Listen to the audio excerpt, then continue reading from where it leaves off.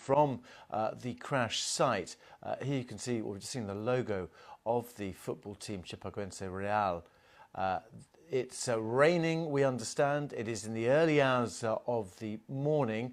Some reports suggesting that there was a technical fault on board. Plane crash in Colombia we've been covering all morning here on Sunrise, and it is really sad news.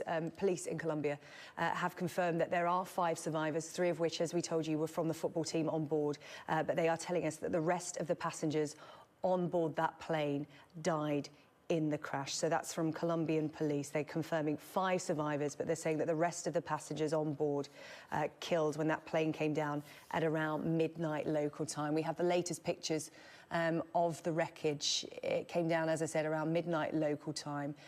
We first heard about it around 6 o'clock in the morning as we came on air. 81 people on board, including that football team and crew. It came down in a mountainous area near Medellin, on its way to Medellin International Airport. Some reports of bad weather. There had been thunderstorms and heavy rain in the region. Indeed, that had hampered the rescue efforts. They were suspended around half an hour to 45 minutes ago. But now it seems that Colombian police are confirming that there are no more survivors. There is just the 5. Jackie is here with us. We've been learning a lot about this Brazilian football team this morning, Jackie, and this incredible journey they've come on that has ended in tragedy this morning. Absolutely, and you know, the fact we've seen those pictures of them celebrating, getting to this cup final, this international cup final, which is the second most important tournament, you know, in South American football, and then it's all snuffed out so quickly because of their success. They were on this journey.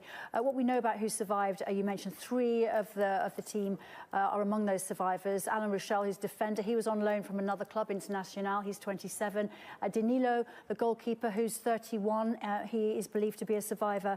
And Jackson Fullman, who's also a goalkeeper at just 24. There were also journalists on that plane covering this amazing story, like a Cinderella-type football story, really, like Leicester winning the Premier League. It was similar to that, you know, a small, unfashionable club from Santa Catarina, you know, doing the unthinkable, getting to Serie A, doing well. You know, they were 9th in the league and getting to this huge cup final. And it was an incredible story, and it's just ended so tragically. We were talking about this earlier on air, and you know, the team, as you said, were on their way to play in the first leg of this 2-part final, and it was a chartered aircraft. We understand that they made a stop from Brazil in Bolivia and then flying on to Medellin Airport, when there are some suggestions that they made radio contact reporting a problem. It then came down in that mountainous area where the rescue operation began, but bad weather had hampered that. But that is confirmation that we're getting now from the Colombian police that apart from 5 people, everybody else on board perished. And Jackie, we were just hearing from Tim Vickery there, who is a football journalist in Brazil. He was telling us about what it meant to the people of Brazil. They'll be waking up to that news. It's only 7 o'clock in the morning there, so we're going to get more reaction to that after this short break with Jackie, and we'll get more reaction from Brazil and Colombia as well.